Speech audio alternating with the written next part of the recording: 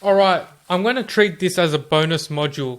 As I was recording this course, I realized a few things, and now that we're in module 5, I've given you the foundations of the first 4 modules. And with this module and the next module, I'm going to do one video each, but I'm going to, especially for this module, I'm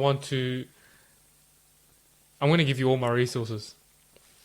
I'm going to set you up for success. So that's why I'm going to do one video, and I'm going to put a lot more effort in terms of the templates I give you to really make your life easier and create your own workout program with ease, and even give you samples of workouts I've created for previous clients that can fit a whole range of people that will take this course. People that are over 30, busy professionals, whether you can work out 3 days, 4 days, 5 days a week, whether you can go gym, whether you can work out at home, whether your goal is fat loss, whether you're a man or a woman, whether your goal is to build muscle, whether your goal is to maintain, or whether your goal is to get a quick workout in before heading into the office if you're an IT engineer or something like that. So I've got a whole range of examples that you can use as guide as well, but I'll also give you my old school template, Excel template that I use myself to create workout programs, and it really puts everything into place and helps you track everything as well. So I'm going to really give you all my resources as a bonus, and that's why I'll be doing one video for this whole module, and I'll do one whole video for the next module as well. The next module is about consistency is king, and that's just I want to talk man to man, man to woman, eye to eye, and just to speak from the heart in that module. Talk about life and really connect with you and wrap things up in that way. I think it's really authentic. It's my style. I want to be original, and yeah. So I feel like that's the most appropriate way to go about it. So let's get stuck into this module, shall we? Sorry about that. It might have been loud in the mic. So crafting a workout routine that fits your schedule and goals. Now you have to really, we've talked about a lot of things up until now. You've done a reality check. You understand what your barriers to exercise are. You may only be able to work out in the mornings, or you may only be able to work out at night, or maybe only at lunchtime 3 days a week. So once you identify your barriers and how much you're willing to commit to exercise, you look at the location and what type of workouts you can do. Now, if you're really, if you've got no experience at all, and you find that you haven't really been walking much as well, walking is a great start. I mean, everyone should walk. Even if you're ready to start exercising and do some home body weight exercises, even you still walk as well. Incorporate walking within your routine.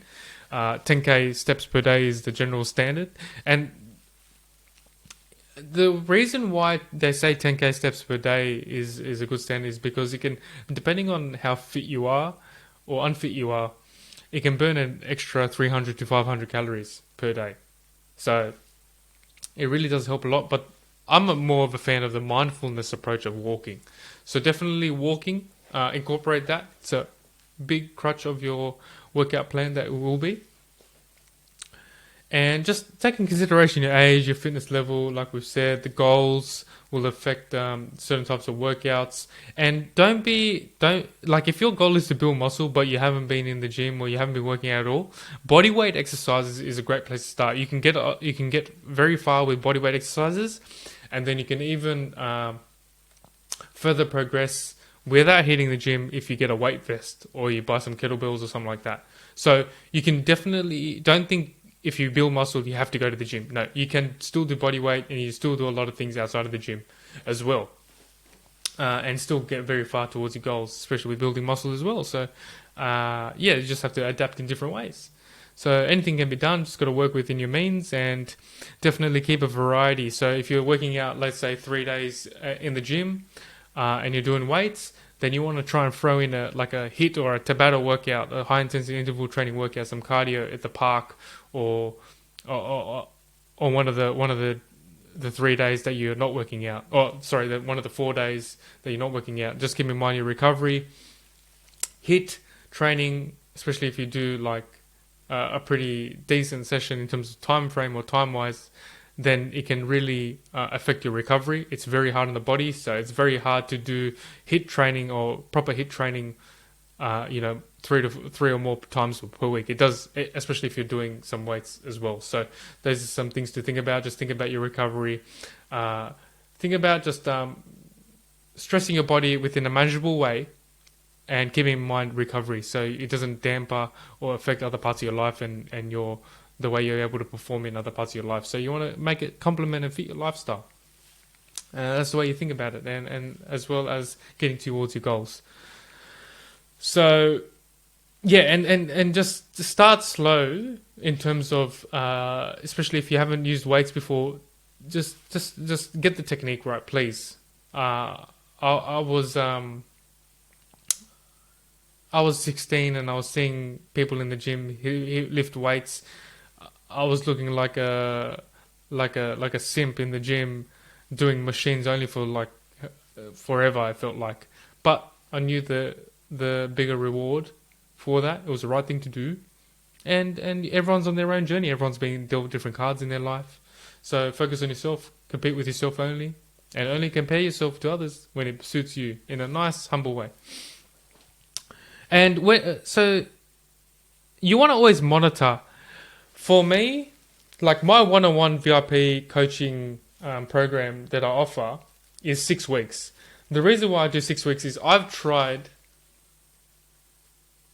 a lot of different types of programs, different lengths: 12 weeks, 8 weeks, 6 weeks, 4 weeks, and I've experimented a lot for the sake of becoming a better coach and related with more people. I've tried different nutrition plans to relate to more clients. So I've done my hard yards. And the reason why I do 6 weeks is because I've found personally, and with a lot of others and within my research, is if you're going hard for like 6 weeks, you're giving it your best shot. You're not working out every day, but like you're doing 4 days, 5 days, or some sort of workout. 6 weeks is a nice sweet spot. You can get a lot of results in 6 weeks, but if you start going beyond 6 weeks without a deload week, or a week where you just take it easy, you still stay active, but you take it easy just to give your body to recoup, you start running the risk of injury. That's my personal coaching principle. So I feel like in 6 weeks, every 6 weeks, monitor how you're doing. How's your program? Even if you're doing a 12-week program, halfway mark, 6 weeks, see how you're doing. If you need to switch things up, can you still stay consistent? How's your recovery? Do you need to switch a couple of workouts? Because let's say you do legs on Tuesday, you do a leg workout on Tuesday, but then you play netball on Wednesday and you can't, you're not be able to play. So then what you can do is, at the halfway mark, if you keep monitoring and reviewing your programs and your recovery and everything, you can then move the leg workout to Monday. So by the time Wednesday comes and you play netball, you're good to go. So that's one practical way to go about that. And you always got to be listening to your body. Always got to be listening to your body. And making changes as needed. It just fits with what I just said, like pay attention. Like sometimes, I can go all motivational on you and you can always hit the gym, but just keep in mind, like, quality over quantity. So if you're consistent and disciplined enough to know that if your body is fully sore and you cannot, if you go to the gym, it's going to be an atrocious workout, like a really, really bad workout. Like if it's half, then you probably end up better be going. But if it's something and in your mind that you're strong, that you're consistent enough to make up for it straight away the next day, and you can get back on to track by the end of the week, then just adjust and pivot as life takes you in these courses and your body responds in certain ways, and it might be a blessing in disguise. And just really listen to your body as well. But obviously have that bulletproof mindset to be able to tell the difference between when you should go and when you shouldn't go. And just realize, if if you can't be doing the same thing forever and expect the same results. You're going to need to progressively overload and make things harder, challenging in some sort of way, keep shocking your body, and it helps keep getting your results. Like I said in one of the earlier ones, health is an uphill battle, and health is an uphill battle. I've put so much effort into my health and fitness, and I know it'll be smooth, but it's not going to get easier. I'll just have to keep making tweaks as I go along, and your body changes, and you have to adapt, and you have to pivot. But I'll tell you one thing now: you'd rather be tweaking and pivoting rather than making a whole drastic change, because you get slapped in the face through something that you could have prevented years ago if you started years ago. So I know what I would choose. I would choose to rather constantly tweak here and there, to keep up with myself and offset the natural decline in certain things that happens within our bodies as we age, or rather than do a full 360 when I could have started the process a few years ago. Okay, so I'll leave it at that. I'm going to give you a lot of material, hook you up, and I'll see you in the consistency is king section.